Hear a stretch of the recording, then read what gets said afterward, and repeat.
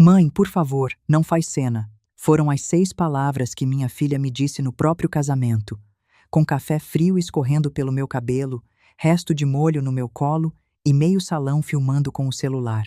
Eu não chorei. Não ali. Eu levantei devagar, peguei o microfone da mão do meu genro, falei uma frase em voz baixa que apagou o riso de 300 pessoas e caminhei até a saída sem olhar para trás. No estacionamento, sentei dentro do meu carro, liguei o motor. Não saí, fiquei segurando o volante com as 2 mãos, sentindo o vestido grudar nas costas, o cheiro de comida velha subindo das minhas próprias roupas. Para você entender como eu, mulher de 66 anos, viúva, criadora da minha própria filha, fui parar dentro daquele carro com lixo escorrendo pelo pescoço e a calma de quem já tinha vencido, eu preciso voltar ao que começou 3 anos antes. E antes disso, ao que eu construí a vida inteira para não perder. Meu nome é Evelyn Holloway. Eu morava em uma cidade pequena de Ohio, nos Estados Unidos, numa rua tranquila, onde os vizinhos ainda batiam a porta com torta na mão. Tinha trabalhado a vida inteira. Comecei numa lavanderia industrial e fui juntando, comprando, reformando, alugando, até virar dona de algumas coisas. Nunca virei rica de revista. Virei tranquila. E gente tranquila incomoda demais quem quer parecer rico de revista. Eu só não sabia disso ainda. Aqui vale uma pausa rápida, porque tem gente que ouve lavanderia e imagina uma lojinha de bairro com máquina velha. Lavanderia industrial nos Estados Unidos é outra coisa. Atende hotel, hospital, restaurante, serviço de catering, movimenta toneladas de lençol por semana. Não é negócio glamouroso, mas é negócio sério. E foi com sabão, alvejante e contrato de hotel modesto que comecei a construir o que veio depois. Conheci Thomas quando eu tinha 22 anos, num trabalho temporário nessa mesma lavanderia. Ele era operador de máquina. Mãos sempre cheiradas a sabão. Riso fácil. Me ofereceu café numa cafeteria barata da esquina e me chamou para sair 3 vezes antes de eu aceitar. Casamos 1 ano depois, sem pompa, com 26 convidados, um buquê de margaridas e uma torta de maçã que minha mãe trouxe debaixo do braço. Porque na minha família, ninguém chega de mãos vazias. Vivemos juntos 41 anos. Stella nasceu 5 anos depois do casamento. Foi uma criança doce, dessas que perguntava se a lua seguia o carro porque gostava da gente. Tinha cabelo sempre embaraçado, joelhos ralados, mania de esconder bilhete nas minhas gavetas. Mamãe, eu te amo mais que panqueca. Ela escrevia, com letra torta, lápis grosso. Eu guardava todos. Tenho até hoje, numa caixa de sapato no fundo do armário. Thomas dizia que nossa filha tinha coração de passarinho.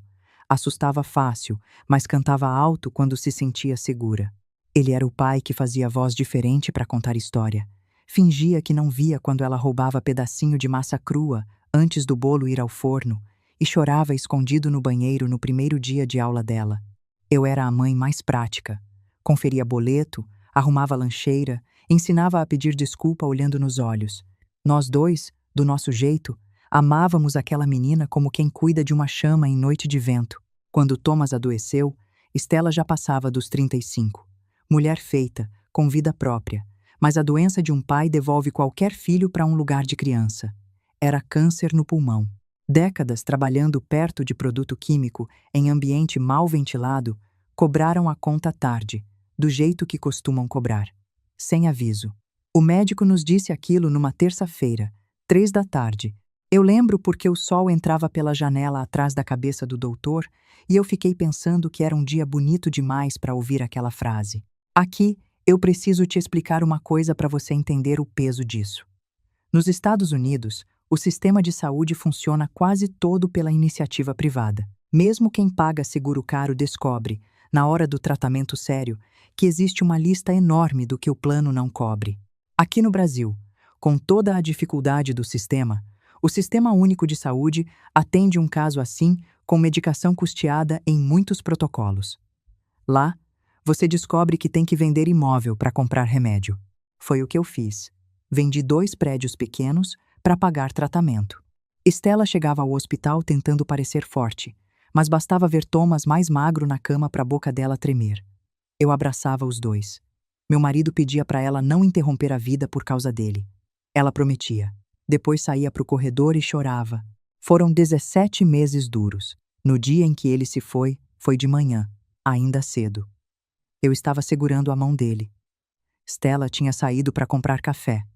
Quando voltou, o copo de papel quente na mão, ele já não respirava. Ela deixou o copo cair no chão. Café derramou pelo corredor. A enfermeira veio limpar, e Stella ficou olhando aquela mancha marrom no piso branco como se fosse a única coisa real do mundo. Naquela manhã, eu ainda não sabia, mas foi o último dia em que minha filha ainda era inteiramente minha filha. Depois do enterro, Stella mudou. No começo, eu achei que fosse luto. Ficou mais impaciente, mais sensível a comentário, mais irritada com tudo que lembrava nosso passado. Parou de ir comigo ao mercado de bairro, dizia que não suportava ver lugares que o pai frequentava. Começou a preferir restaurante caro, ambiente novo, gente nova. Eu deixei porque achei que era a forma dela de respirar. Eu também tinha o meu jeito de respirar, e o dela não precisava ser igual ao meu. Só que fugir demais da própria história abre espaço para qualquer um reescrever quem você é. Walter entrou justamente por essa porta. Eu o conheci 2 anos depois da morte do Thomas. Stella o levou para jantar numa noite de sexta-feira. Tinha preparado assado de panela, batatas, cenouras e uma torta de maçã, porque era o prato preferido dela desde criança. Passei o dia arrumando a casa, não para impressionar Walter, para mim mesma, porque minha filha estava trazendo alguém importante para conhecer a mãe, e eu queria que a casa estivesse com cheiro de canela quando ela entrasse. Naquela noite, Stella chegou diferente. Não entrou gritando "mãe", como fazia antes. Entrou olhando ao redor, como se examinasse se a casa estava aceitável. Walter veio logo atrás. Alto, bonito, terno caro, relógio brilhando, perfume forte e um sorriso que parecia medido com régua. "Então essa é a famosa casa da senhora Evelyn", ele disse. "É a casa onde Stella cresceu", respondi. Ele olhou para o sofá antigo, para as fotografias na estante, para o tapete um pouco gasto perto da porta da cozinha. "Interessante", disse ele. "Bem, autêntica. Notem essa palavra. Autêntica. Foi a primeira pedrinha que ele me jogou. Pequena. Quase um carinho. Esses são os mais perigosos, porque entram sem dor e ficam morando dentro da gente." Stella riu, nervosa. Eu servi o jantar. Walter elogiou a comida, mas fez isso como quem dá nota a uma empregada doméstica. Perguntou sobre meus imóveis, sobre como eu administrava os aluguéis, sobre se eu tinha contador, advogado, planejamento sucessório. No começo achei que era curiosidade. Depois, percebi que ele estava me medindo. Não como pessoa, como oportunidade. "Stella me disse que a senhora prefere cuidar de tudo sozinha", ele comentou, cortando a carne em pedaços pequenos demais. "Prefiro entender o que assino", respondi. Ele sorriu, claro. Mas chega uma hora em que certas coisas ficam complexas demais. Patrimônio precisa de estratégia. Patrimônio também precisa de limite, devolvi. Walter levantou as sobrancelhas, como se aquela frase tivesse vindo de alguém que ele não esperava que soubesse pensar. Stella percebeu e mudou de assunto. Durante a sobremesa, ele virou para mim com um olhar mais doce do que tudo que tinha feito a noite inteira. "A senhora é muito querida, dona Evelyn. Tem um coração grande. Dá para ver que faria qualquer coisa pela Stella. Por ela, eu fiz muita coisa", respondi. "Isso é bonito", ele disse. "Só precisa tomar cuidado para não ser boa demais. Gente boa demais às vezes vira alvo." Na época, achei que era um conselho. Hoje sei que era uma confissão. Quando o casal foi embora, eu fiquei na cozinha lavando os pratos. Estava com aquela sensação que mulher de minha idade conhece bem. A louça do jantar lavada, a casa em silêncio e uma incomodação no peito que não tem nome ainda. Foi quando o telefone tocou. Era Margarete, minha comadre. Viúva igual a mim, 8 anos mais velha, sotaque arrastado da Geórgia que ela trouxe quando se mudou para Ohio nos anos 90. Margarete e eu nos conhecíamos havia mais de 20 anos. Foi madrinha de Stella na crisma. Foi quem trouxe quentinha para mim durante a quimioterapia do Thomas. Era a mulher que sabia tudo da minha vida, e ainda assim me tratava como gente, não como história triste. E aí, comadre, como foi o jantar com o tal noivo? Foi o quê? Foi estranho. Margarete riu daquele riso baixo, meio de garganta, de quem já viveu demais para se assustar com pouco. Estranho como? Ele perguntou demais sobre meu dinheiro. Silêncio do outro lado. E a Estela? A Estela ficou quieta. Margarete suspirou. Evelyn, eu vou te falar uma coisa. Você lembra do meu segundo marido? Lembro. Você lembra como ele começou? Lembro. Pois é. Começa exatamente assim. Com pergunta educada, com sorriso medido, com elogio que tem gosto de boleto. Toma cuidado, comadre. Eu ri para fingir que estava tranquila. Margarete, é só um namorado da minha filha. Já foi só um namorado, comadre. Já foi. Desliguei o telefone com a louça ainda na pia. Margarete tinha jeito de saber das coisas. Ela não dizia nada por dizer. E aquela frase ficou ecoando enquanto eu enxaguava o último prato. Já foi só um namorado. Deixa eu te contar uma coisa para você entender por que mulher como eu vira alvo lá nos Estados Unidos. Quando o marido morre, existe um sistema chamado Social Security Survivor Benefits. Em português, é mais ou menos o benefício de sobrevivência da Previdência americana. A viúva passa a receber todo mês uma parte do que o marido recebia de aposentadoria, se ele tinha contribuído a vida inteira. Se ela tem 60 anos ou mais, o benefício costuma ser vitalício. Aqui no Brasil, a gente tem uma coisa parecida que se chama pensão por morte, paga pelo INSS, que cobre cônjuge e dependentes, e que ficou um pouco mais restrita depois da reforma da Previdência de 2019. Cada país tem seu sistema, e nenhum dos dois é folgado. A diferença é que, lá, a maioria das viúvas vive só desse benefício mais alguma poupança que conseguiu juntar. É o suficiente para pagar conta, comer, manter a casa. Não sobra. Por isso, quando aparece uma viúva mais velha com patrimônio acima da média imóvel alugado, pequena empresa, conta confortável, ela vira o que predador educado chama de oportunidade.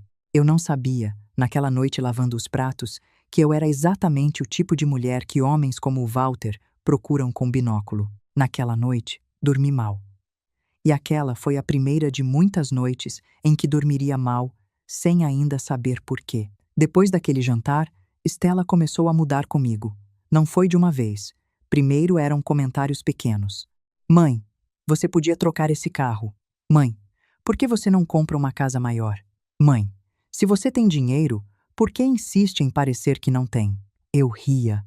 Tentava levar na brincadeira, porque eu não compro coisa para impressionar quem não paga minhas contas. Stella não achava graça.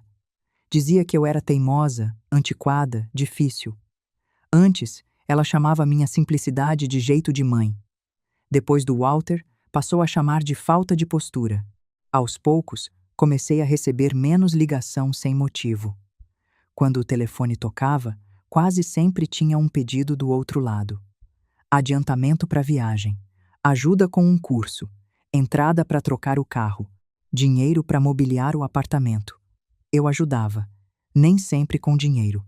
Às vezes pagava direto ao fornecedor, às vezes comprava o que ela precisava, às vezes dizia não. Esse não incomodava o Walter. Ele gostava de falar em gestão. Dizia que eu precisava profissionalizar meus bens. Falava bonito, com termo de advogado, mas no fundo queria a mesma coisa: colocar a mão onde não era chamado. Numa noite, Stella me levou a um jantar na casa da família dele. Era aniversário da Vivian, mãe do Walter. Country Club, mansão antiga, jantar em mesa de mogno. Aqui vale uma pausa, porque esses lugares existem nos Estados Unidos como uma camada quase secreta, herdada, com regras invisíveis. Não basta ter dinheiro para entrar, tem que ter sobrenome certo, escola certa, golfe certo, sotaque certo. Quem chega de fora, mesmo rico, é tratado como visita. E quem chega de fora simples, mesmo rico, é tratado como serviço. Eu me encaixava nessa segunda categoria, não por desprezo declarado, mas por aquela elegância gelada que só gente muito antiga sabe usar. Eu levei uma torta de maçã, porque na minha família, Ninguém chega de mãos vazias. Vivian recebeu a torta como se eu tivesse levado um saco de batata. Que gentil, ela disse. Nós já temos sobremesa, mas posso pedir para a cozinha guardar. A cozinha. Como se a torta precisasse ser escondida para não manchar a decoração. Cá entre nós. Vocês precisavam ver aquela mulher segurando minha torta. Ela segurou com a ponta dos dedos, do jeito que as pessoas seguram um saco de lixo cheio quando não querem encostar no plástico. O sorriso dela era de revista, mas os dedos dela eram de quem estava com nojo de farinha de trigo. Durante o jantar, um primo do Walter perguntou de onde vinha meu patrimônio. Respondi que tinha começado com uma lavanderia, depois uns imóveis antigos que reformei devagar. Que pitoresco, disse ele. Pitoresco e lucrativo, respondi. Alguns ficaram sem saber se riam. Stella apertou meu joelho por baixo da mesa, pedindo silêncio. Eu entendi o pedido, mas ele doeu. Minha filha queria que eu deixasse passarem por cima de mim para não atrapalhar o verniz daquela família. Na volta para casa, ela reclamou. Mãe, você não precisava responder daquele jeito. De que jeito? Como se estivesse se defendendo. Ah, eu estava. Eles não quiseram ofender. Quiseram sim. Só que gente rica chama a ofensa de comentário. Ela ficou olhando pela janela do carro. Às vezes eu queria que você tentasse se adaptar.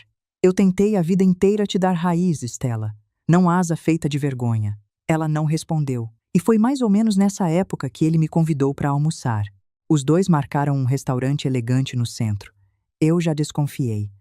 Stella não marcava almoço caro comigo por saudade. Escolhi um vestido verde claro, simples, e fui. Na mesa, Walter abriu uma pasta.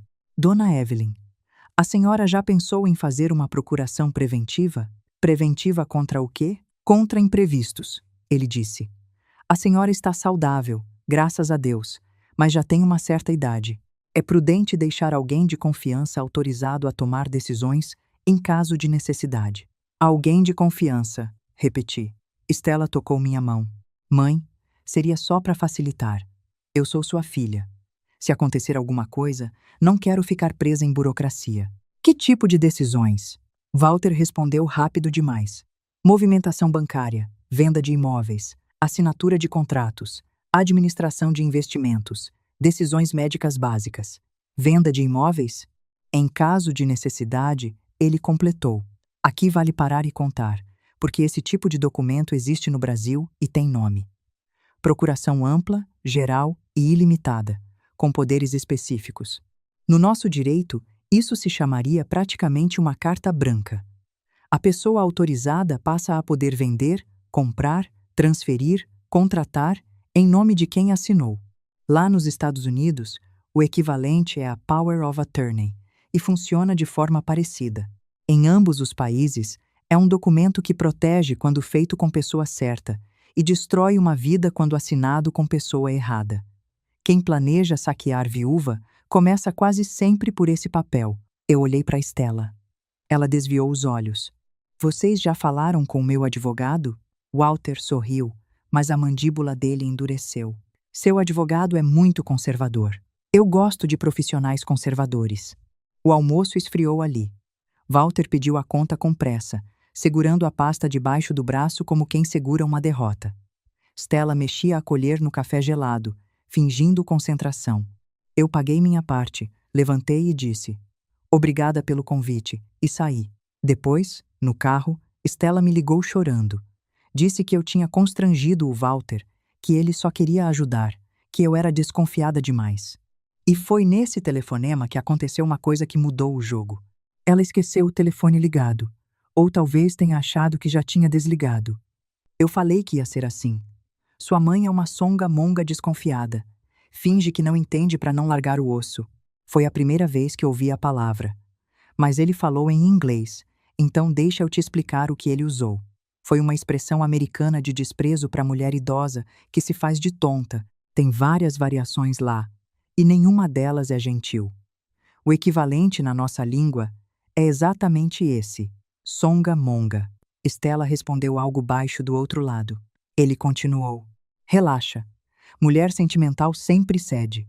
Você chora mais um pouco e ela assina. Eu fiquei segurando o telefone na cozinha, olhando para a panela no fogão, sentindo uma vergonha que nem era minha. Naquela noite, não dormi. E foi a partir daquela noite que a palavra começou a morar dentro da minha cabeça. Songamonga! Songamonga! Toda vez que Walter fazia alguma coisa pequena e perversa, eu ouvia a palavra batendo lá dentro, como um eco. Toda vez que Stella desviava o olhar, Songamonga. Toda vez que Vivian recebia minha presença com aquele sorriso de cera, Songamonga. Não era uma palavra mais. Era um carimbo que eles tinham colado na minha testa quando achavam que eu não estava olhando. Liguei para Margarete na manhã seguinte. Comadre, eu disse, eu preciso te contar uma coisa. Margarete me ouviu sem interromper. Quando terminei, ela ficou em silêncio uns 10 segundos. Margarete não fala por falar. Evelyn, ela disse, vou pegar a chave do meu carro agora. Coloca café no fogo. Eu chego em 40 minutos. Quando ela bateu na minha porta, trouxe 2 coisas.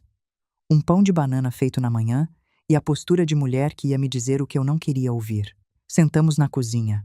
Ela cortou o pão, pegou o café, mexeu o açúcar devagar e me olhou. Você vai me ouvir agora sem chorar e sem inventar desculpa para essa menina, certo?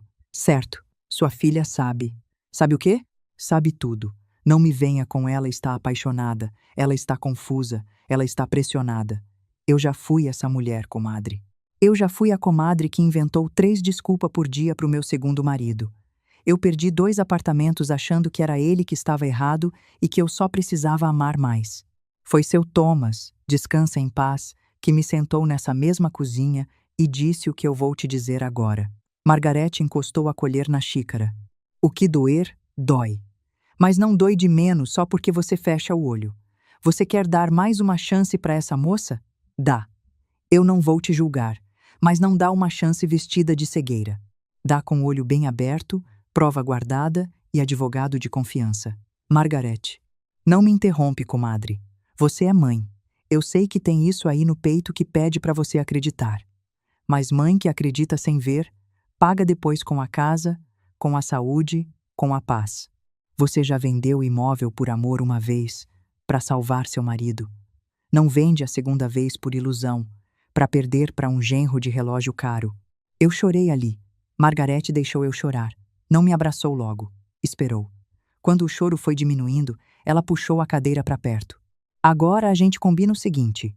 Hoje à tarde você liga para o James, seu advogado, e para o Harold, seu contador. Você vai chegar nesses 2 homens com um plano. Você não vai chegar pedindo socorro de viúva sozinha. Você vai chegar como dona da própria vida. Tá me ouvindo? Tô. E outra coisa, Evelyn. O quê? Você não é songamonga. Você é mulher cansada de ser boa pra gente que não merece. É diferente. Naquela tarde, eu liguei pros 2. E começou a operação que mudaria tudo. Liguei primeiro pro Sr. Harold, meu contador, que cuidava das minhas empresas havia mais de 15 anos. Era um homem sério, daqueles que não dramatizam nem incêndio. Harold, eu preciso que você revise tudo. Cada inquilino, cada contrato, cada autorização. Quero saber se alguém andou perguntando do meu lado sem eu ter pedido. Ele ficou em silêncio uns segundos. Evelyn, ele disse, eu ia te ligar essa semana. Alguém solicitou cópia de documento de 3 imóveis seus alegando estar autorizado pela família. Quem? Um assistente do escritório do Walter. Você enviou? Claro que não. Liguei para confirmar. Senti um frio no estômago, mas senti junto uma calma estranha. A calma de quem finalmente tem confirmação do que já desconfiava. Margarete tinha razão. Eu não estava louca. O cerco já tinha começado, e eu só não estava enxergando porque mãe tem essa mania de fechar olho para não ver o tamanho do estrago. Na semana seguinte, meu banco me procurou. Havia uma consulta sobre a possibilidade de incluir Stella como autorizada em algumas contas. A solicitação não tinha sido formalizada, mas alguém fez pergunta suficiente para levantar alerta. Liguei para o James, meu advogado. James, acho que meu futuro genro está tentando mapear meu patrimônio. Mapear para quê? Para controlar. Do outro lado da linha, ele ficou em silêncio por alguns segundos. Então vem ao escritório amanhã. Traz tudo o que tiver. Eu comecei a guardar prova. Print de mensagem. E-mail encaminhado por engano. Anotação de conversa. Documento que Walter me pedia para assinar. Convite para reunião que ele chamava de organização familiar. Nada sozinho parecia suficiente. Junto, formavam um desenho. E o desenho ficou completo quando uma moça apareceu. O nome dela era Jennifer. Trabalhava como assistente no escritório do Walter. Eu a tinha conhecido por acaso meses antes, quando fui deixar uns documentos para Stella assinar.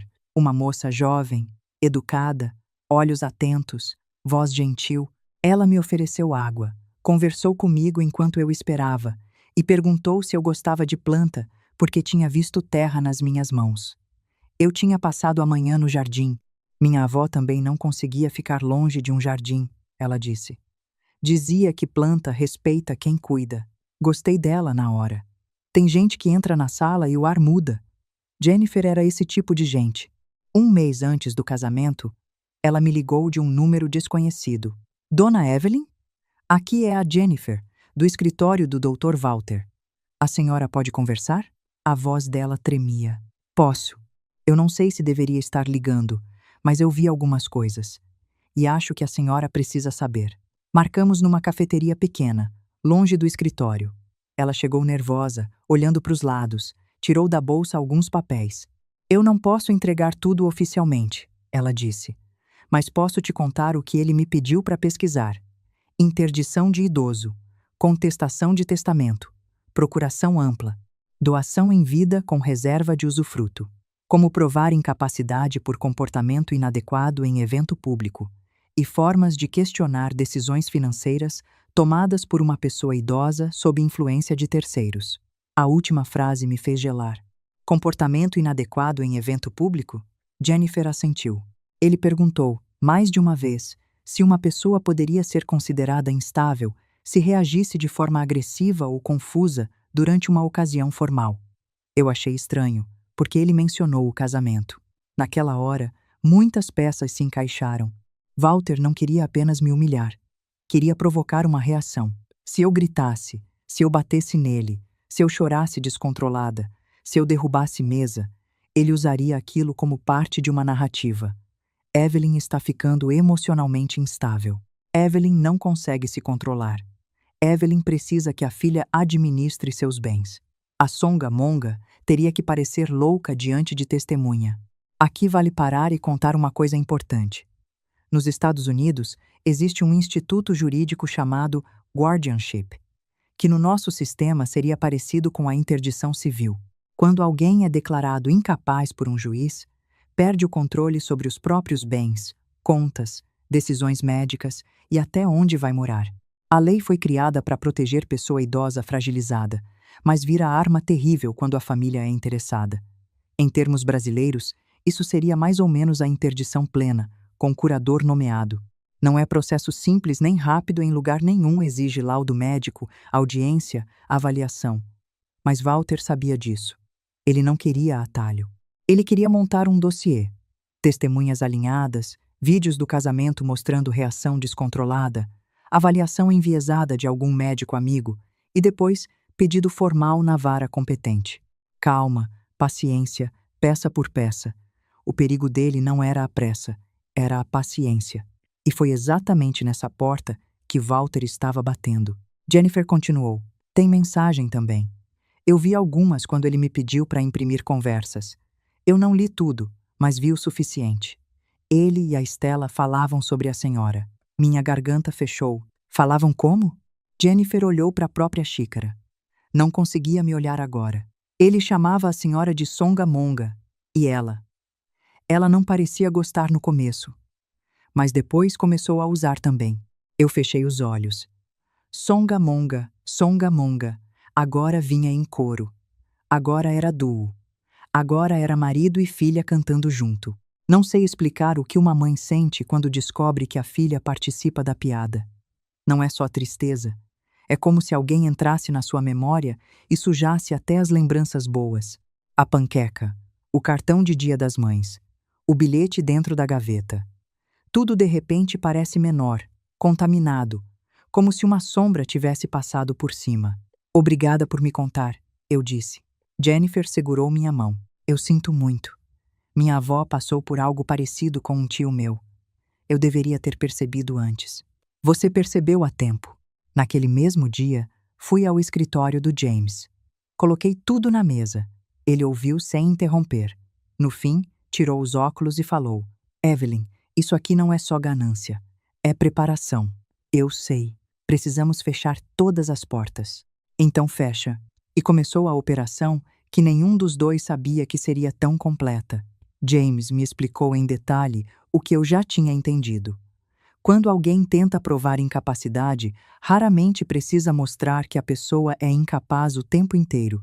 Tentam juntar episódios: uma fala atravessada, uma discussão, um esquecimento, uma reação emocional, um momento de fragilidade. Isolados, não são nada. Juntos, podem ser distorcidos. Então, ele queria criar episódios. Exatamente. E o casamento seria o palco. Por isso fizemos o contrário.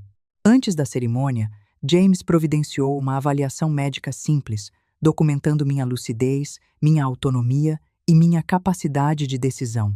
Não porque eu precisasse provar a mim mesma que estava bem, porque gente como Walter usa a aparência da vítima contra ela.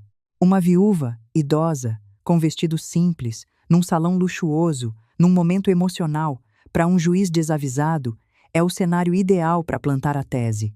Também assinei uma carta deixando claro que nenhuma decisão tomada depois de constrangimento público deveria ser interpretada como sinal de instabilidade. Pode parecer exagero para quem nunca lidou com predador educado, mas predador educado mora nos detalhes.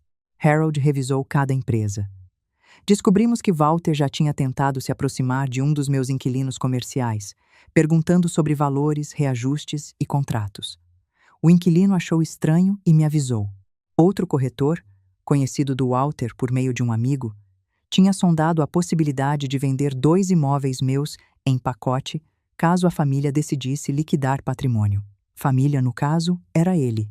Também descobri que Stella tinha enviado para o Walter planilhas antigas que eu havia compartilhado com ela anos antes, quando quis ensiná-la a entender finanças. Aquilo me quebrou de um jeito particular. Eu não dei aqueles documentos para ser vigiada. Eu os entreguei numa tarde de domingo, com café na mesa, dizendo: Filha, um dia você precisa entender como se protege o que a gente constrói. Ela usou a aula para entregar meu mapa ao homem que queria me cercar. Sabe o que é engraçado nisso tudo? Engraçado no sentido amargo. Anos antes, eu ensinei Stella sobre proteção patrimonial para ela não cair em golpe quando eu não estivesse mais aqui. Ela usou a aula para ajudar o marido a planejar o golpe. É como ensinar alguém a nadar e descobrir que ela vai usar a técnica para te empurrar para dentro da piscina. Durante as semanas seguintes, fizemos tudo o que precisava ser feito. Revoguei a autorização antiga, atualizei senha, avisei banco, formalizei que nenhum pedido envolvendo Stella ou Walter seria aceito sem minha presença e confirmação por escrito. Suspendi a compra da casa que eu pretendia dar ao casal. Cancelei o investimento que Walter vinha pressionando para eu fazer numa empresa de um amigo dele. Reorganizei minhas empresas e mudei meu testamento. O testamento antigo deixava quase tudo para Stella.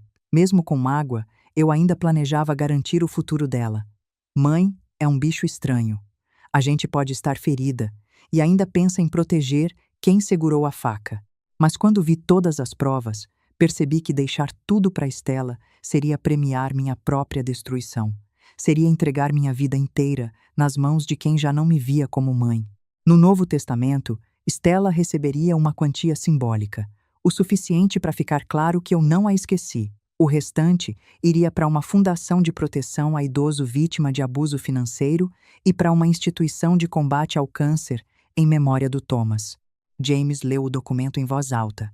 Quando terminou, perguntou: Tem certeza? Tenho. Ela pode tentar contestar. Por isso estamos fazendo tudo direito.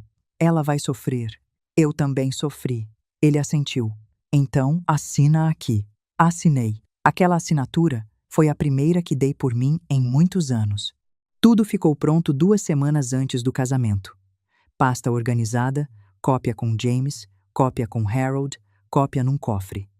Plano de contingência, caso Walter tentasse intervir no dia. Eu até tinha ensaiado, mentalmente, 3 cenários possíveis.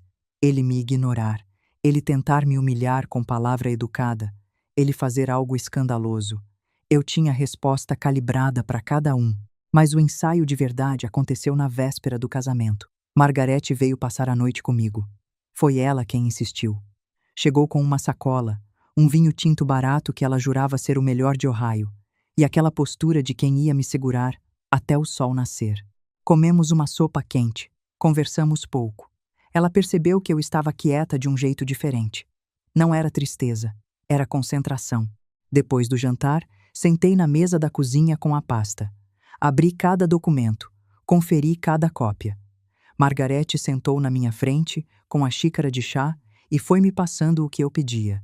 Documento, cópia, documento, cópia. Quando terminei, fechei a pasta. Coloquei dentro da minha bolsa de festa. A bolsa parecia leve demais para carregar tanta coisa, mas carregava. Comadre, Margarete disse, tem mais uma coisa que você precisa fazer hoje. O quê? Ensaiar a frase. Eu ri. Margarete.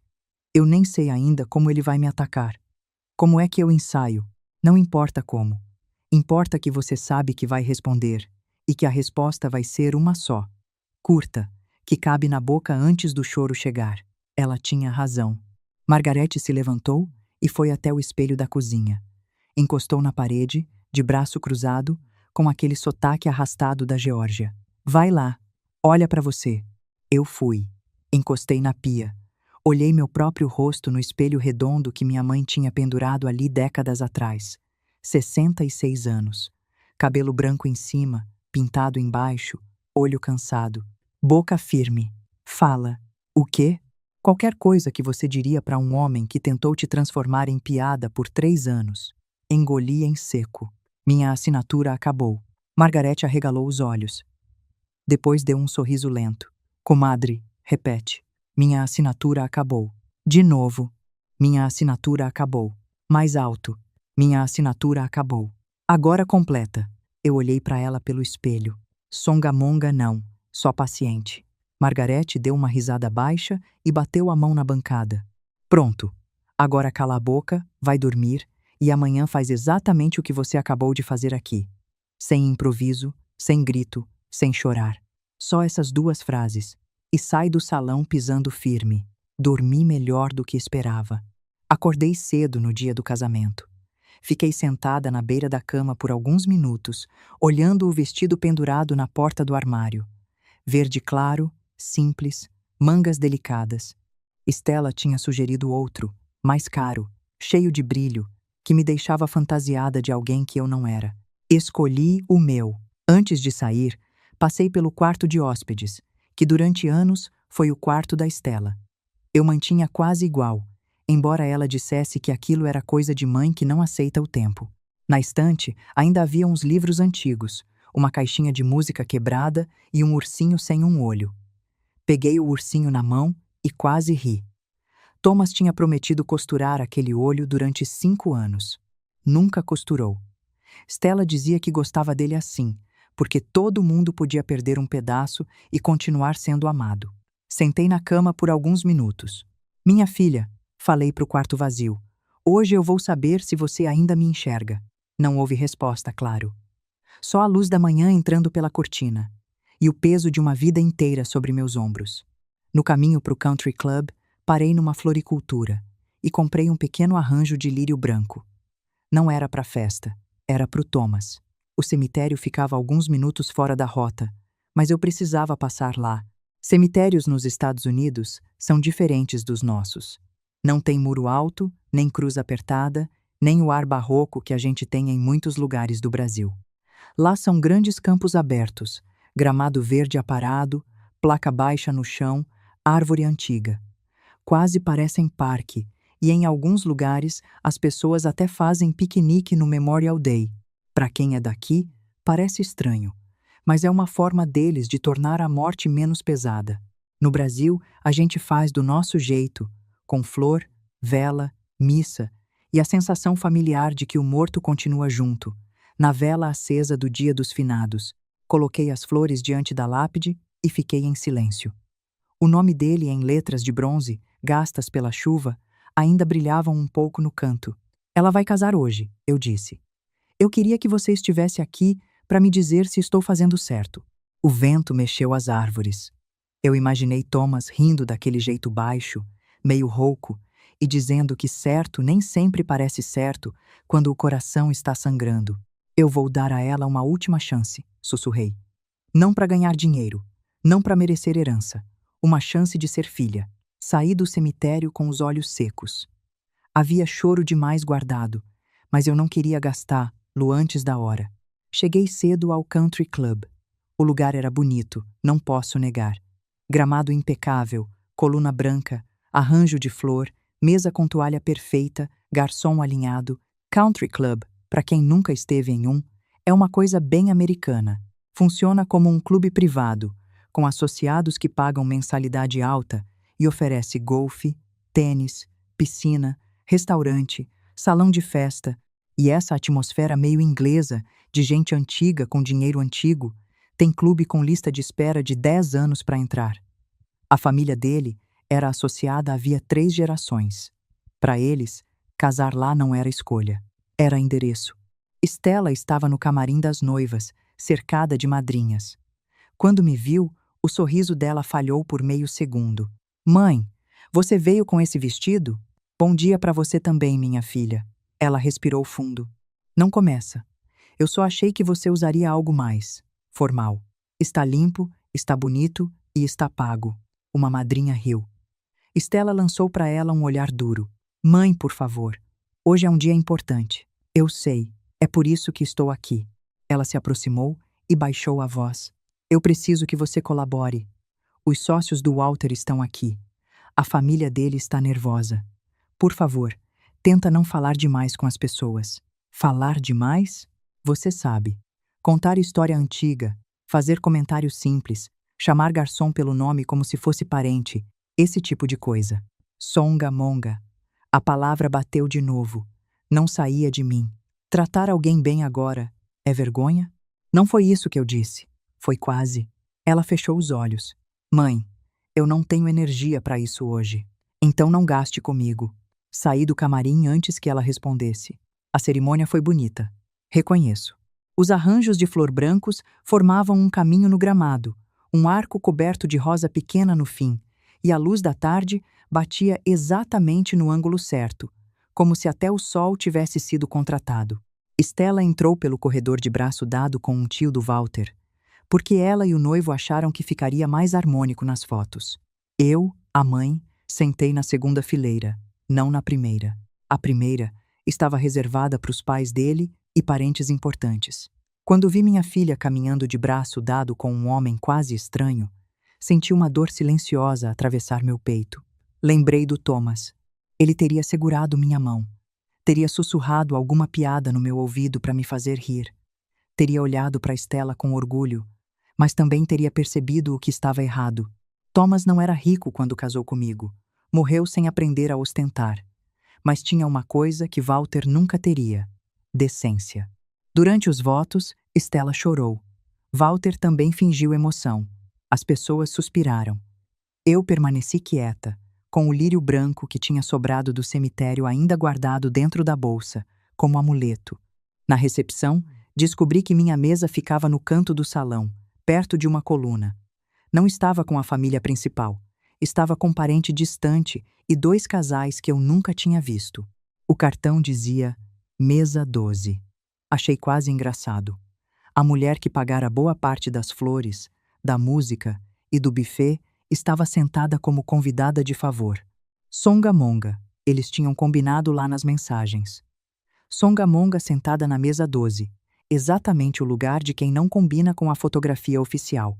Uma senhora simpática ao meu lado perguntou: Você é amiga da família da noiva? Olhei para ela. Sou a mãe. Ela arregalou os olhos. Ah, não disse mais nada. Nem precisava. O jantar foi servido. Eu quase não comi.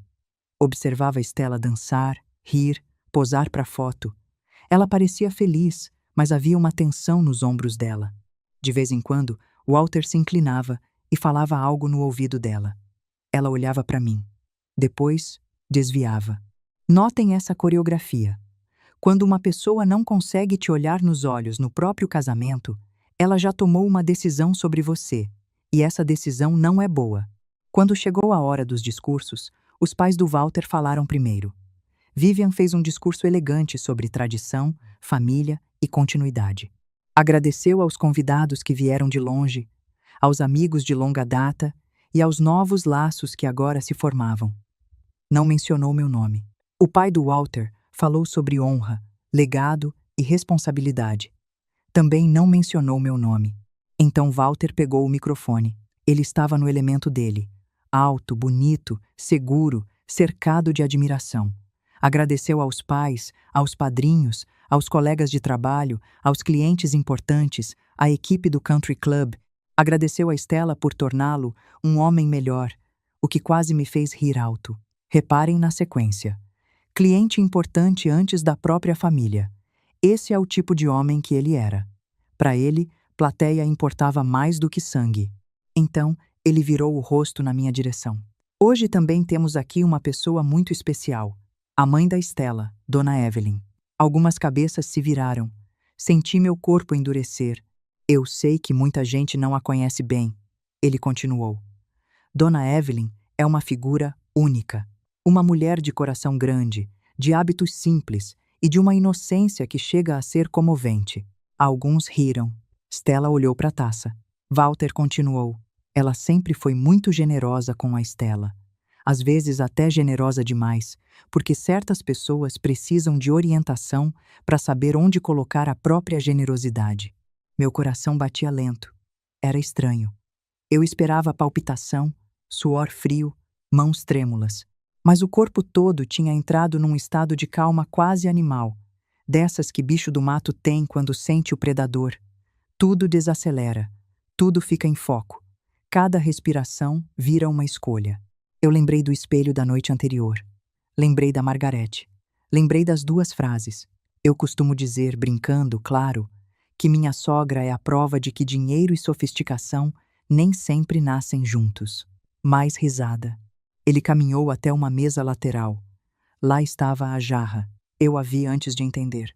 Um líquido escuro, grosso, cheio de pedaço, preparado para parecer brincadeira. Ou talvez punição. Olhem para esse homem segurando aquela jarra, o sorriso confiante de quem ensaiou. A postura aberta de quem se sente protegido pela mãe, pelo pai, pelo escritório, pelo sobrenome. Esse é o sorriso de quem nunca apanhou de verdade na vida. Dona Evelyn, ele disse, se aproximando da minha mesa, a senhora sempre se orgulhou de ser simples. Então a gente pensou em fazer uma homenagem à sua simplicidade. Algumas pessoas já estavam filmando. Os celulares saíram da bolsa sozinhos, com aquela rapidez moderna de quem cheira espetáculo.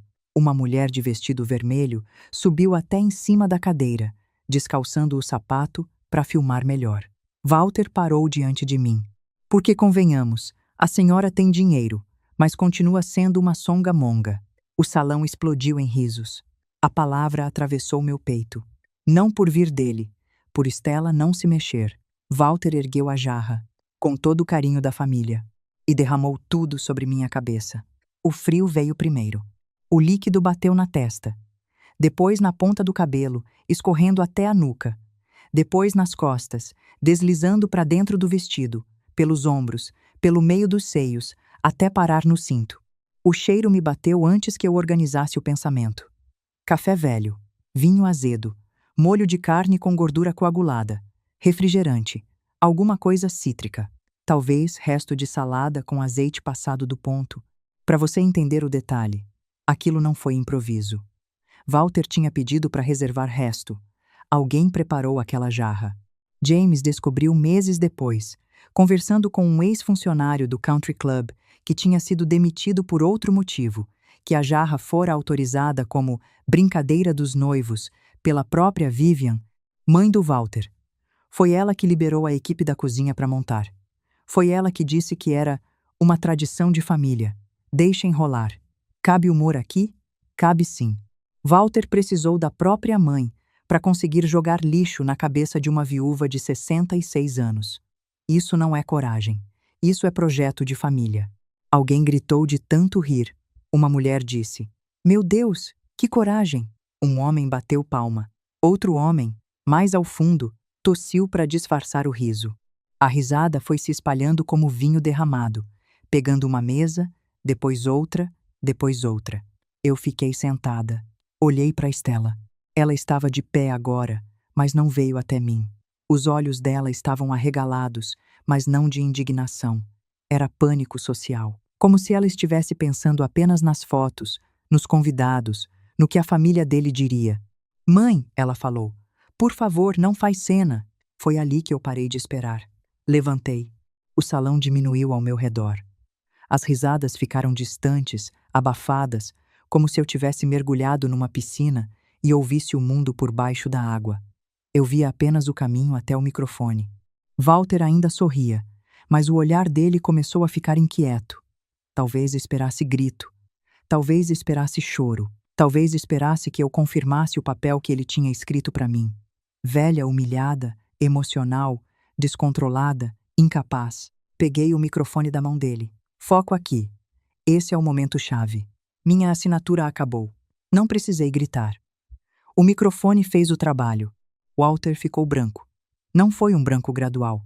Foi um branco rápido, daqueles que a pele faz quando o cérebro entende uma coisa antes do resto do corpo. A boca dele abriu meio centímetro. A mandíbula travou. Os dedos da mão direita, que segurava a jarra vazia, abriram involuntariamente. A jarra caiu no chão, rolou para debaixo de uma mesa e bateu na perna de uma cadeira fazendo um barulho seco. Eu vi, nos olhos dele, que entendeu antes de todo mundo. Entendeu a casa suspensa. Entendeu o investimento cancelado. Entendeu a procuração morta. Entendeu que o dinheiro que ele pretendia conduzir tinha dono. Aproximei o microfone outra vez. Songamonga não. Só paciente. Deixei o microfone na mesa. Caminhei até a saída. Ninguém riu agora. As câmeras dos celulares continuaram ligadas, mas o som que captavam era o do meu salto no piso encerado e o sussurro confuso dos convidados tentando entender se aquela velha tinha acabado de dizer o que parecia ter dito. No estacionamento, a noite estava fria. Entrei no meu carro. Liguei o motor, mas não saí. Fiquei segurando o volante com as duas mãos. Foi exatamente ali, comadres, que essa história começou para vocês. No início. Sentada dentro do carro, com o vestido encharcado e a calma de quem tinha acabado de cumprir o que ensaiou na cozinha na véspera. Olhei para a bolsa no banco do passageiro. O lírio branco que eu tinha levado para o Thomas estava lá dentro, amassado pelos documentos, com a haste partida no meio. Tirei devagar. As pétalas ainda inteiras. Coloquei no painel, encostado no vidro, no lado de quem dirige. Ele tinha vindo do cemitério até ali, no meu colo, durante a cerimônia inteira. Tinha resistido. Eu não ia jogar fora. Só ali, sozinha, permiti que as lágrimas viessem. Não chorei pela sujeira, chorei pela filha que tinha assistido, e chorei pelo Thomas, que tinha mandado aquele lírio ficar comigo até o fim daquela noite. Meu telefone começou a tocar antes de eu sair do estacionamento. Estela. Depois Walter. Depois Estela outra vez. Não atendi. Dirigi para casa, com o vestido encharcado e o cheiro de lixo preso no cabelo. Quando cheguei, tirei o vestido na lavanderia e joguei no lixo. Entrei no banho e fiquei debaixo da água quente até a pele arder. Enquanto a sujeira ia pelo ralo, senti que uma parte minha também ia embora. A parte que ainda implorava para ser escolhida. A parte que acreditava que se eu amasse o bastante, desse o bastante, perdoasse o bastante, minha filha voltaria a me enxergar. Saí do banho, vesti um roupão e fui até a cozinha. Sobre a mesa estava a pasta que James tinha me entregue. Dentro, cópia de tudo. Documento, notificação, alteração, prova. Eu abri a pasta e fiquei olhando para minha própria assinatura no Novo Testamento. Minha assinatura acabou. Mas começava outra, a primeira que eu dava para mim mesma. O telefone tocava sem parar. Desliguei. Às 11h30 da noite, bateram na porta. Eu já esperava Walter. Ele não entrou como visita. Entrou como invasor. O cabelo perfeito estava desarrumado, o paletó amassado, a gravata torta. O homem elegante do country club parecia agora um jogador que tinha apostado tudo e descoberto que a mesa era falsa. Cá entre nós. É bonito demais ver um homem desses descalçando a arrogância no meio da madrugada. Mas eu não tinha tempo para contemplação. Tinha trabalho a terminar. O que você fez? Boa noite para você também, Walter. Não brinca comigo. O que significa aquela frase? Qual delas? A da assinatura ou a da paciência? Ele deu um passo na minha direção. Você não tem noção do dano que causou hoje. Eu olhei para ele, quase curiosa. Eu causei? Você humilhou a Estela. Humilhou minha família. Criou um escândalo no meio do casamento. Interessante. A parte em que você jogou lixo na minha cabeça não conta como escândalo? Foi uma brincadeira infeliz. Não foi brincadeira, foi estratégia. Ele parou. Não sei do que você está falando. Claro que sabe. Fui até a mesa, peguei a pasta e a coloquei diante dele. Walter olhou para a capa como se fosse uma cobra. Sentar ajuda, falei. Eu não vou sentar. Então fica em pé para cair melhor. Ele me encarou. Por um segundo vi ódio puro. Depois, puxou a cadeira e sentou. Abri a pasta. Você pesquisou interdição de idoso. Sou advogado. Pesquiso muita coisa. Você pesquisou contestação de testamento. Assunto geral. Você pediu documento dos meus imóveis sem autorização. Ele apertou os lábios. Mal entendido administrativo. Você tentou consultar minhas contas bancárias. Você perguntou se uma reação emocional em evento público poderia ser usada como indício de instabilidade. O rosto dele perdeu cor. Quem te disse isso? Essa é sua pergunta? Não é isso, é mentira? Não é, eu nunca faria isso? É quem te disse? Walter ficou quieto. Tirei uma cópia de mensagem e deslizei pela mesa. Essa é sua conversa com a Estela. A parte em que você diz: a velha é sentimental. A Estela chora. Ela assina. Quer ler em voz alta? Ele não tocou no papel. Você está tirando de contexto. Então vamos colocar contexto. Peguei meu telefone e reproduzi uma gravação. A voz de Walter encheu a cozinha. Mulher assim não precisa ser convencida. Precisa ser conduzida. Ela tem dinheiro, mas tem mentalidade de dona de casa. A gravação parou. Walter respirava rápido. Você gravou conversa privada. Eu gravei conversa em que você planejava me explorar. E para te tranquilizar, cada uma das gravações foi feita dentro da minha própria casa ou em ligação encaminhada para mim por engano. James confirmou que aqui no meu estado, as ligações em que eu era parte podiam ser usadas como prova. As demais serviriam ao menos como trilha para a investigação. Quem planeja saquear viúva sempre esquece desse detalhezinho. Você esqueceu. Walter passou a mão pelo rosto. Você não entende. Eu estava tentando organizar a vida da Estela. Ela é sua filha. Você tem obrigação de ajudá-la. Obrigação de ajudar, sim. Obrigação de ser saqueada, não. Você ia dar a casa. Ia. Você prometeu o investimento. Eu considerei. Você não pode simplesmente cancelar tudo. Posso, e cancelei. Ele bateu a mão na mesa. A casa já estava praticamente fechada. Não estava. Porque faltava minha assinatura. Vi o desespero crescer nos olhos dele. Ali entendi a profundidade do plano. Walter não queria apenas meu dinheiro para conforto. Ele já tinha usado a promessa do meu dinheiro para sustentar negócio, aparência, talvez dívida. Minha assinatura era uma viga no castelo dele, e eu tinha arrancado a viga. A Estela vai sofrer, ele disse. A Estela deveria ter pensado nisso antes de rir. Ela estava nervosa. Ela estava escolhendo. Você é cruel. Não, Walter. Crueldade foi planejar me provocar no casamento da minha filha para depois me pintar como incapaz.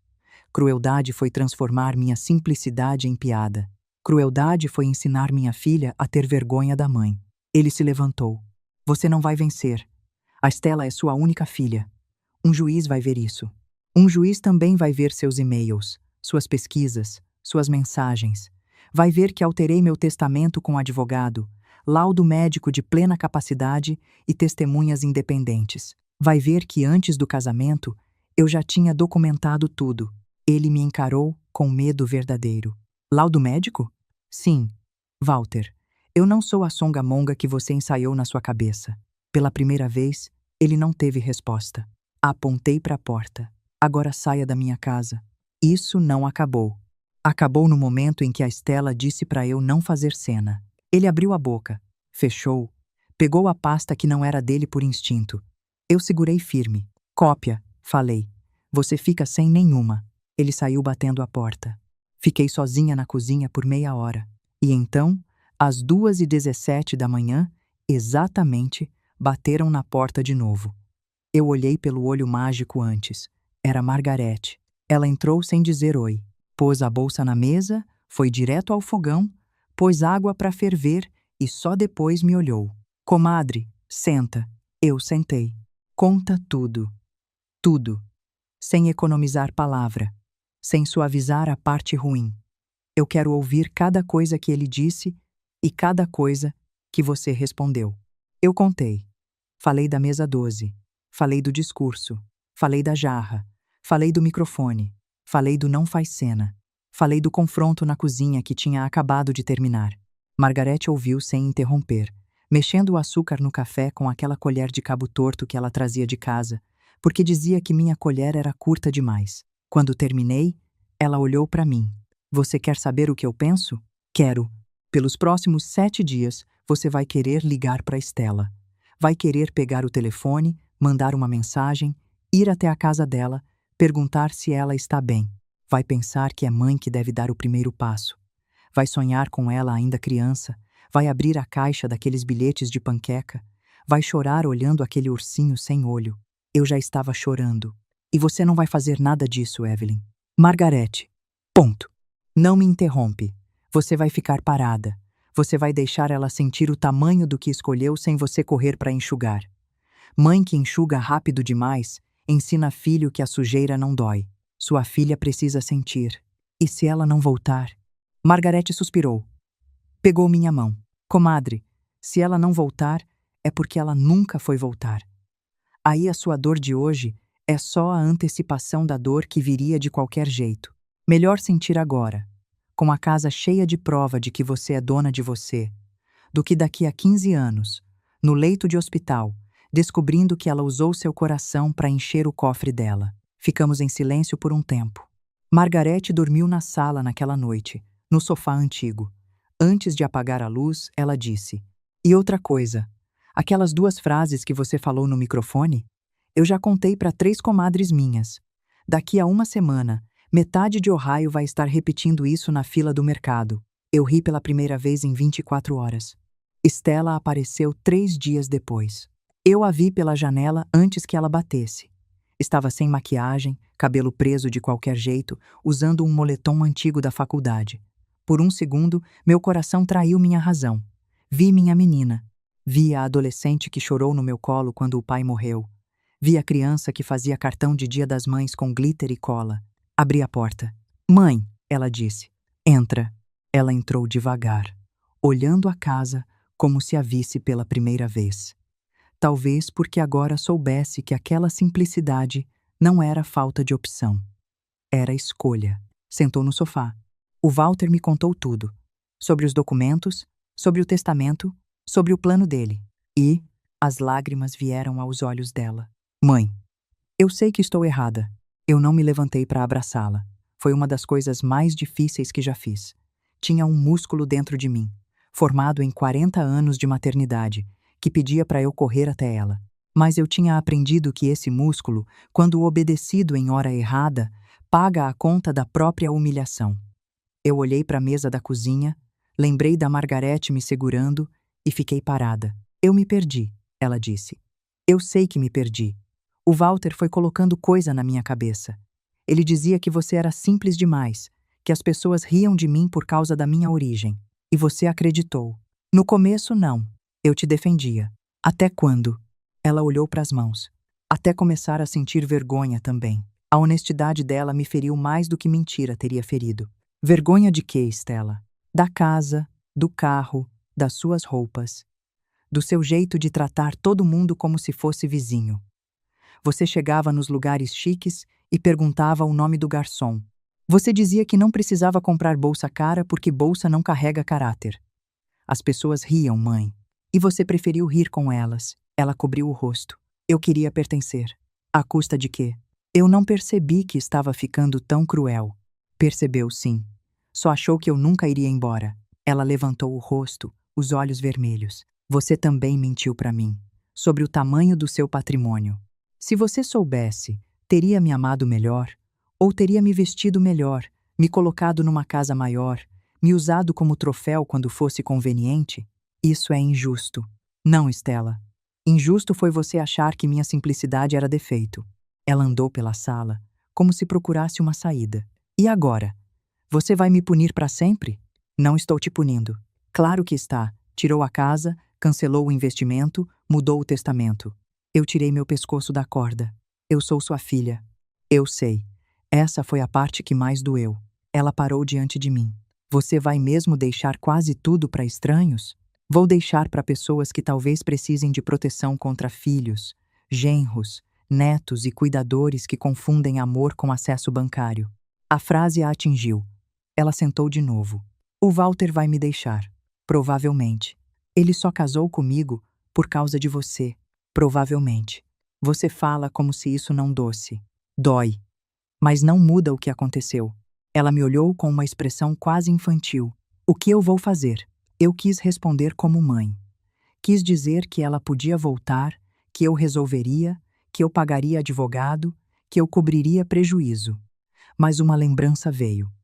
Stella no casamento, de noiva, dizendo: "Não faz cena enquanto eu pingava sujeira no chão." Respirei fundo. Você vai descobrir quem é sem o dinheiro que achou que herdaria. Ela ficou imóvel. Essa é sua ajuda? É meu limite. Stella levantou, pegou a bolsa, caminhou até a porta. Antes de sair, virou-se. Eu espero que você esteja satisfeita. Você conseguiu sua vingança. Não, minha filha. Vingança seria eu querer destruir você. O que eu fiz foi parar de deixar você me destruir. Ela saiu. Depois que a porta fechou, eu desabei. Chorei, como não chorava desde a morte do Thomas. Naquela noite, Margarete voltou. Trouxe sopa. Não falou nada. Só ficou comigo até eu dormir no sofá, ainda com o lenço dela na mão. Nas semanas seguintes, a queda começou. Walter tentou pressionar. Mandou e-mail com tom jurídico, depois mensagem agressiva, depois recado por terceiro. James respondeu a todos com uma firmeza elegante que me deu prazer. O escritório do Walter recebeu uma denúncia interna. Jennifer pediu demissão e entregou informação suficiente para abrir uma investigação de conduta. Cliente importante começou a se afastar. O nome dele circulava em conversa desconfortável. Stella ligou algumas vezes. Não atendi. Depois mandou mensagem longa. Algumas pediam perdão, outras me acusavam. Eu li e não respondi. 3 meses depois, recebi uma ligação da Vivian. Não atendi de primeira. Ela ligou de novo. Atendi por curiosidade. Evelyn, ela disse, sem o dona falso de antes. Acho que a gente precisa conversar como mulheres adultas. Agora, eu sei que houve excessos no casamento. Excessos? Meu filho errou, mas sua reação prejudicou muita gente. Minha reação foi sair. Você sabe do que estou falando. O cancelamento da casa, do investimento, essa história de testamento. A Stella está devastada. E eu fiquei limpa e alegre depois de ter lixo jogado na cabeça? Ela suspirou. Não defendo o que o Walter fez. Defende sim, só com palavra mais bonita. Do outro lado, silêncio. Você sempre teve essa língua afiada, ela disse. Não, eu tinha educação. Agora tenho limite. Desliguei. Foi uma conversa pequena, mas me mostrou uma coisa. Aquela família não sentia vergonha pelo que fizeram. Sentia incômodo por ter perdido. Guardem essa diferença. Tem família que olha para o espelho depois do erro e abaixa a cabeça. Tem família que olha para o espelho e ajusta o cabelo, calculando o próximo movimento. Vivian era do segundo tipo, e aquela ligação não era um pedido de desculpa. Era uma primeira tentativa de me sondar. Eu desliguei sem saber que, quase 2 anos depois daquela ligação, eu mesma escolheria o palco da nossa próxima conversa. No 6º mês, li no jornal local uma nota sobre o divórcio do Walter e da Stella. Diferenças irreconciliáveis, dizia, naquela expressão elegante que esconde ruína. Havia menção à disputa financeira, acusação de má conduta e afastamento profissional. Aqui vale uma observação. No direito americano, divórcio com alegação de diferenças irreconciliáveis, é o que eles chamam de no-fault divorce. Quer dizer que nenhum dos dois precisa provar que o outro fez algo errado. No Brasil, isso seria parecido com o divórcio consensual, que ficou ainda mais simples depois da emenda constitucional de 2010. Aqui no Brasil, a gente tem uma facilidade que muita gente não percebe: divórcio extrajudicial em cartório, sem ter filho menor envolvido. Cada país tem seu sistema, e em ambos, quando o dinheiro é o que sustentava o casamento, o divórcio chega antes do amor acabar.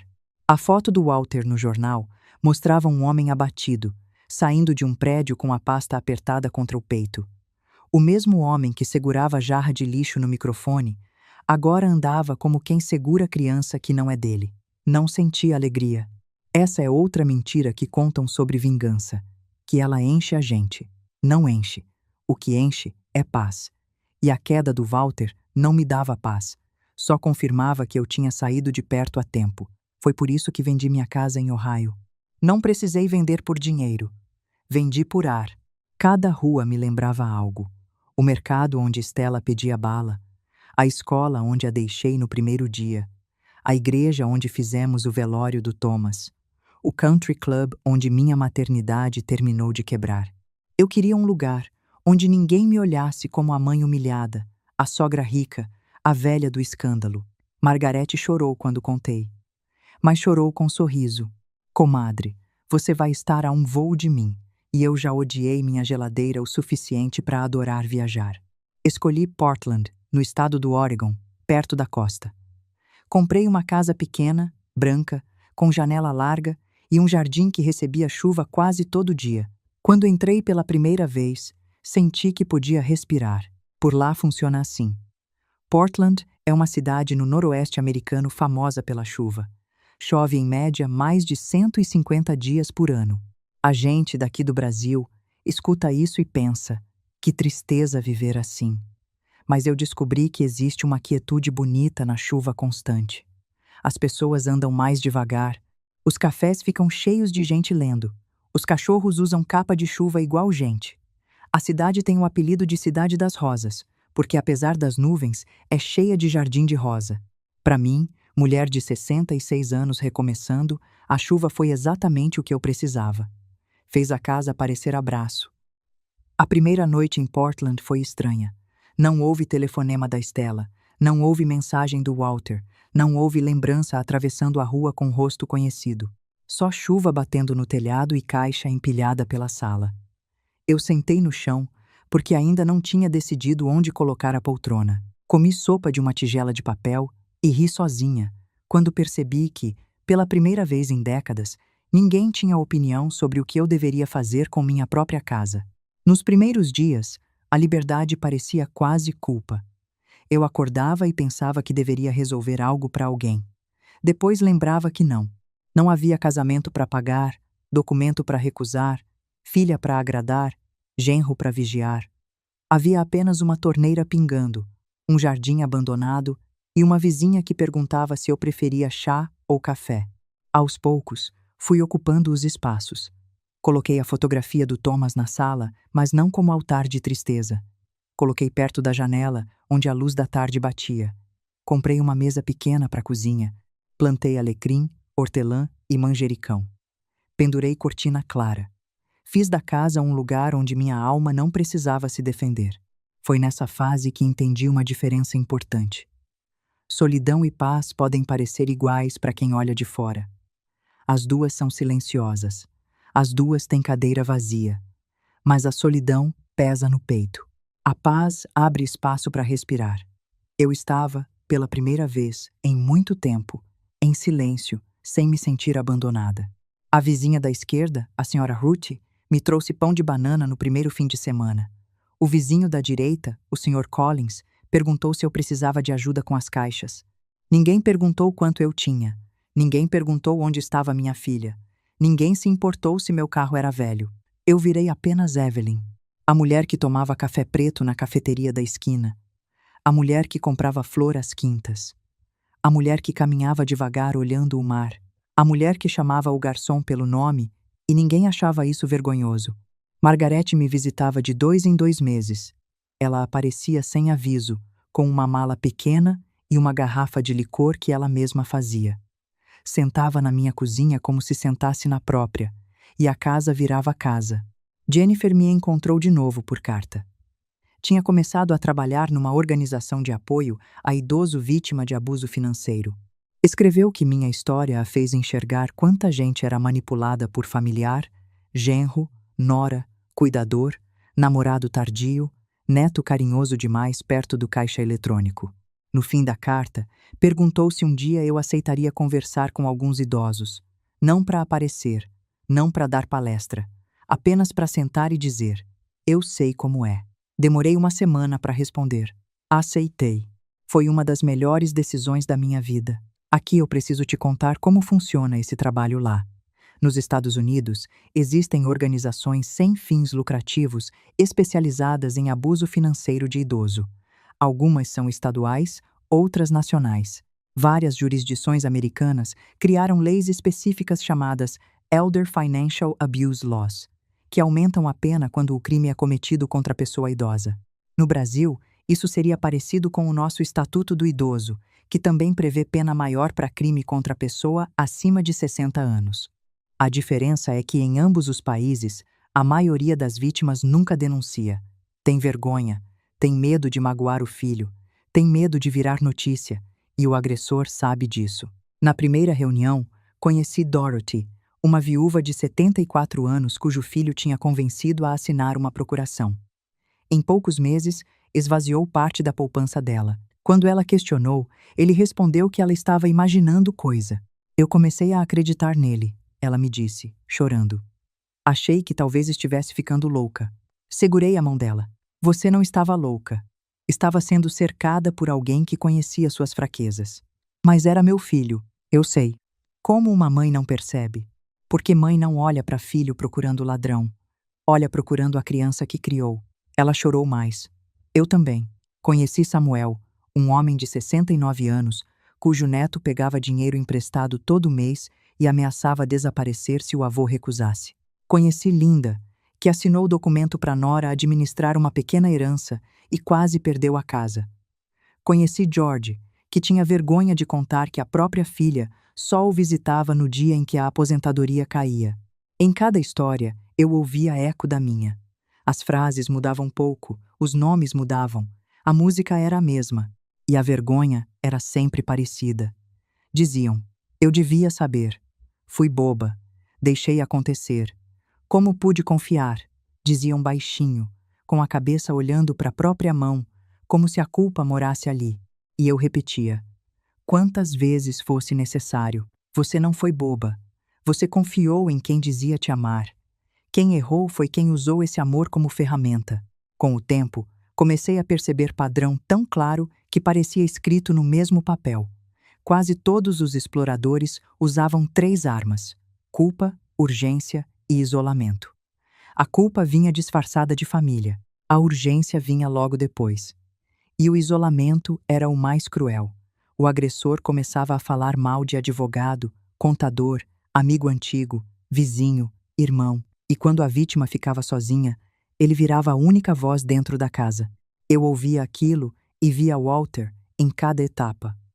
A diferença é que eu tive uma Jennifer, uma Margarete, um Harold, um James. Muita gente não tem.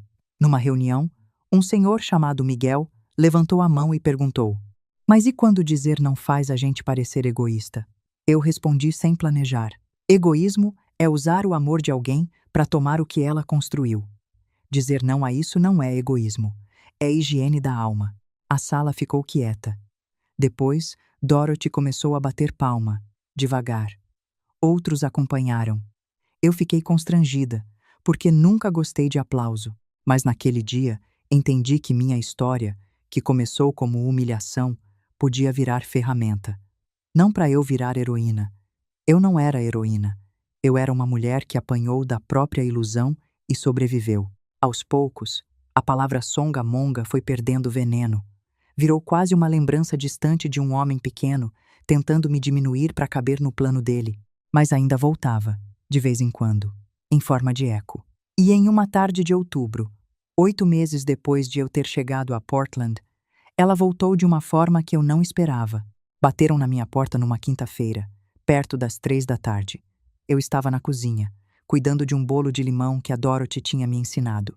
Pelo olho mágico vi um homem, roupa amarrotada, cabelo mais ralo do que eu lembrava, sem o relógio caro, sem a postura. Era o Walter. Demorei talvez 15 segundos para abrir a porta. Naqueles segundos, lembrei do espelho da cozinha de Ohio. Lembrei da Margarete dizendo, sem grito, sem chorar, sem improviso. Tirei o avental, endireitei o cabelo. Abri. Posso entrar? Não.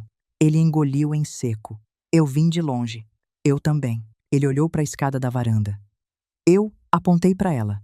Senta aí. Sentei na cadeira de balanço. Ele sentou no primeiro degrau, 2 palmos abaixo da minha cabeça. Foi a primeira vez, em 3 anos de história, que eu o vi numa altura mais baixa que a minha. Postura é tudo. Anotem essa cena. Eu vou ser direto, ele disse. Por favor. Eu perdi clientes importantes depois do que aconteceu. Saí do escritório antigo. Tentei abrir o meu. Não deu certo. Estou trabalhando como associado júnior num escritório pequeno, fora da cidade. Estou devendo. Estou hospedado na casa de um amigo. Eu vim conversar com a senhora como família. Eu cruzei as mãos no colo. Família? Eu sei que houve atritos. Atritos. A senhora sabe do que estou falando. Eu errei. Eu reconheço. Mas eu queria pedir, como gesto humano, um empréstimo. Não estou pedindo doação. Eu pagaria com juros. Eu fiquei olhando para ele em silêncio por uns 10 segundos. Aprendi que silêncio é uma das armas mais poderosas que existe. Gente que mente não suporta silêncio. Começa a falar para preencher. Foi exatamente o que ele fez. A senhora sempre teve dinheiro de sobra. Eu sei que mudou o testamento, mas isso é coisa para daqui a anos. Eu estou falando de agora. De um valor pequeno para a senhora, que para mim mudaria a vida. Continuei calada. Eu não vim pedir muito. Não vim humilhar a senhora. Vim como o homem que casou com sua filha um dia. Aí eu falei, Walter, você quer mesmo que eu te trate como família? Os olhos dele se acenderam. Sim. Então eu vou te dar o tratamento de família que você merece, que é exatamente o tratamento que você me deu na frente de 300 pessoas. Ele empalideceu. Você quer um empréstimo. Eu vou te dar o que sobrou da minha mesa hoje. Eu fiz salada de frango pro almoço. Tem resto na geladeira. Vou pôr na sua mão e você leva para casa do amigo onde está hospedado. Não é isso que eu... Não me interrompe. Você jogou jarra de lixo na minha cabeça em frente à minha filha de noiva. Você sabe quanto isso custou em emoção? Não custou em dinheiro. Custou em coisa que dinheiro nenhum compra. Eu, naquela noite, perdi a única filha que tive. Você acha mesmo que eu vou colocar 1 centavo na sua mão, por compaixão de mãe, por dó de homem caído, por reciprocidade de família? Ele abaixou a cabeça. Você vem aqui sem o relógio, sem o paletó, sem o sorriso de régua. Acha que pena substitui prova. Não substitui, Walter. Você está aqui hoje porque suas escolhas te trouxeram aqui. Eu não te empurrei. Eu apenas parei de te segurar. Ele não falou nada. Você tem 2 caminhos. Pode levantar agora, sem o empréstimo, com a dignidade que ainda sobrou em você, ir embora dessa varanda e nunca mais voltar. Ou pode insistir, fazer cena, gritar, ameaçar e descobrir que eu já liguei para Jennifer no segundo em que vi sua cara no olho mágico. A polícia local está a 5 minutos daqui, e eu tenho prova suficiente sobre você para encher uma manhã inteira de delegacia. Ele levantou devagar. A senhora sempre teve essa língua afiada. Eu sorri. Foi a Vivian que tinha me dito isso primeiro, e agora ele, o filho dela, repetia. Aquela família tinha um repertório curto. Eu não tinha língua afiada antes, Walter. Eu tinha boa educação. Vocês me ensinaram a diferença. Ele desceu os degraus. Andou até a calçada. Antes de subir num carro velho, estacionado a alguns metros, virou-se. A Stella mora em Cleveland, em uma sala alugada. Trabalha de recepcionista. Não tem mais ninguém. Só para a senhora saber. Eu olhei para ele. Já sei. Ele subiu no carro e foi embora. Eu reparei, antes dele dar partida, que o carro era um modelo 10 anos mais velho do que aquele relógio que ele usava no jantar do noivado. A vida tem cada justiça poética que nem novela escreve. Voltei para dentro, sentei na cozinha, tirei o bolo do forno. Não chorei. Telefonei para Margarete e contei tudo. Quando terminei, ela falou: Comadre, você passou na prova hoje. Tinha gente apostando no contrário, sabe? Quem? Eu. E ela riu. Sobre a Estela, ele tinha razão. Eu sabia. Não pela boca dele. Foi uns 3 meses antes daquela visita. Eu estava num grupo da organização que reunia famílias de idosos vítimas de abuso. Uma das voluntárias, mulher mais jovem, comentou sobre uma clínica nova em Cleveland, onde tinha começado um programa de visita a idoso solitário. Mostrou uma foto no telefone, sem saber o que aquela foto significava para mim. Era uma foto comum, dessas que organizações postam para divulgar trabalho. Uma idosa sentada numa cadeira, sorrindo, com uma recepcionista mais jovem do lado, segurando a mão dela. A recepcionista era a Estela. Cabelo preso de qualquer jeito. Uniforme barato, daqueles tecidos sintéticos que enrugam logo. Sem maquiagem cara, sem brinco grande. Sorria para a senhora idosa de um jeito que eu reconheci instantaneamente. Era o sorriso dela de criança. O sorriso que ela tinha quando trazia o cartão de glitter no Dia das Mães. Não o sorriso de noiva ensaiado, não o sorriso de plateia. O sorriso simples. Pedi para a mulher me passar a foto pelo telefone. Disse que conhecia o programa. Ela mandou sem desconfiar. Eu guardei naquela mesma noite, numa pasta do meu computador, sem mostrar para ninguém. Nem para Margarete, nem para Jennifer. Olhava para aquela foto algumas vezes por semana. Não para sofrer, para checar. Para checar que minha filha continuava existindo, mesmo sem mim. Para checar que ela estava tentando, mesmo que nunca chegasse onde achava que ia chegar. Para checar que existe uma diferença entre filha que se perdeu e filha que morreu. A primeira ainda pode encontrar caminho. A segunda, você só lembra. Eu não respondi nenhuma das mensagens dela naquele período. Não escrevi para ela. Não mandei a foto de volta dizendo: vi você. A porta continuava fechada, mas dentro de mim, alguma coisa abrandou. Não para perdoar, para esperar. Limite que vira ódio puro envenena quem segura. Limite com ternura na gaveta não envenena ninguém. A gaveta dura o tempo que precisar. 1 ano e meio depois de eu chegar a Portland, quase 2 anos depois daquela ligação que a Vivian me deu, recebi um convite inesperado. Tinha um jantar beneficente, dos grandes, no salão de um hotel histórico do centro da cidade. Era um evento anual da Fundação de Proteção a Idoso, e eu, depois de tantos meses de voluntariado, tinha sido convidada como uma das mulheres a serem homenageadas naquela noite. Não para discurso, só para subir ao palco, receber uma placa, ficar 10 segundos no microfone, aceitei com 2 pedidos. Que Margarete pudesse me acompanhar e que Dorothy também tivesse uma cadeira na mesma mesa. Foi atendido. Comprei um vestido preto, simples, manga até o cotovelo. Margarete riu quando me viu. Comadre, você está com cara de mulher que vai aparecer no jornal. Eu não vou aparecer no jornal. Vai sim, sua tonta. Esse evento aí tem fotógrafo até no banheiro. Ela tinha razão. Quando chegamos ao salão, havia repórter, câmera, listagem de patrocinadores nas paredes. O lugar estava cheio de gente vestida de gala. E foi quando, do outro lado da sala, eu vi um vestido conhecido. Vestido de mulher que passou a vida frequentando esse tipo de lugar. Vivian, a mãe do Walter, estava ali, numa mesa de patrocinadora. Aparentemente, a família dela tinha doado para a fundação por décadas. E ela continuava aparecendo nesses eventos por tradição, mesmo com tudo o que tinha acontecido com o filho. Ela me viu também. Os olhos dela passaram pelo salão, pousaram em mim e ficaram travados por um instante.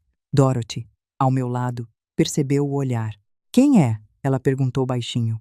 A mãe do meu ex-genro. Dorothy levantou a sobrancelha. A do casamento? A mesma. Ai, comadre, disse Margarete do meu outro lado. Essa noite vai render. Eu não respondi. Mas senti aquela calma estranha voltar, a mesma do dia do casamento. Calma de bicho do mato. Durante o jantar, fui chamada ao palco. Recebi a placa. Falei 10 segundos. Obrigada. Cada pessoa nesse salão que doou ou trabalhou por essa fundação está segurando, sem saber, a mão de uma idosa que não tem mais família para ouvir. A sala aplaudiu. Quando voltei à mesa, Vivian estava em pé ao lado da minha cadeira. Estava com uma taça de champanhe na mão e um sorriso fino. Foi ela que veio até mim. Reparem, foi ela que cruzou o salão. Evelyn. Que reencontro. Vivian. Eu não sabia que você morava em Portland agora. Você não tinha por que saber. Ela sorriu daquele jeito de revista, mas os olhos dela estavam diferentes. Os olhos dela estavam medindo uma coisa que ela não sabia o nome. Que homenagem bonita. A fundação faz um trabalho admirável. Eu, pessoalmente, dou para eles há 17 anos. Que generosidade. Obrigada. Não foi exatamente um elogio. Margarete tossiu para esconder uma risada. Dorothy ficou olhando, fascinada. Vivian piscou. Eu acho que naquele segundo ela entendeu que eu lembrava da torta de maçã, que eu lembrava daquela cozinha onde ela mandou a torta ser escondida, que eu lembrava de cada frase de elegância gelada que ela me jogou nos jantares. Você sempre teve uma forma curiosa de receber gentileza, ela disse. Eu tenho uma forma curiosa de identificar gentileza falsa, Vivian. E é uma habilidade que se afia com a idade. A senhora ao lado dela, uma amiga que tinha se aproximado, ficou sem saber para onde olhar. Vivian tentou outro ângulo. Eu queria muito que a gente conversasse, em algum momento. Sobre tudo o que aconteceu. Eu fui injusta com você. Reconheço isso hoje. Olha o que ela fez. Notem. Ela me ofereceu, em público, num salão cheio de fotógrafos, o que ela nunca me ofereceu no privado, porque ali ela tinha plateia. Ali, ser vista pedindo desculpa, virava capital social. Ela queria limpar a imagem dela usando minha mão. Eu sorri. Vivian, eu agradeço. Mas reconciliação não acontece em jantar beneficente. Reconciliação acontece em cozinha de manhã cedo, sem testemunha, com mulher que aceitou olhar para o próprio espelho sem maquiagem. Você quer mesmo conversar comigo? Liga para mim na próxima terça, às 7 da manhã, sem evento, sem foto, sem amiga ouvindo. Eu te recebo. Eu até faço café. Mas eu não vou virar peça da sua redenção pública num salão lotado. A taça na mão dela tremeu de leve. Eu não quis. Quis sim. Só que esse repertório eu também aprendi. Margarete deu um gole grande no champanhe, claramente segurando um sorriso. Dorothy mordeu o lábio. Vivian abriu a boca. Fechou. Abriu. Fechou. A amiga ao lado dela puxou suavemente o cotovelo. As duas se afastaram. Vivian voltou para sua mesa. Ela nunca me ligou na terça-feira. Nem na terça-feira seguinte. Nem em terça-feira nenhuma. Margarete se inclinou para mim. Comadre, você passou de mulher educada para mulher elegante esta noite. Tem diferença, sabia? Tem? Tem. Educada engole o sapo. Elegante devolve o sapo no prato, com guardanapo dobrado. Dorothy começou a rir. Eu ri também. As três rimos baixinho, no canto da mesa, enquanto Vivian, do outro lado do salão, tentava convencer a amiga de que aquilo não tinha sido nada. Saí daquele jantar com a placa numa mão e a sensação na outra de que aquele círculo finalmente tinha se fechado. Walter na minha porta, Vivian no salão, os dois tentando entrar pela porta da pena. Os dois saindo pela porta do limite. 2 meses depois, recebi uma carta da Stella. Não tinha pedido de dinheiro.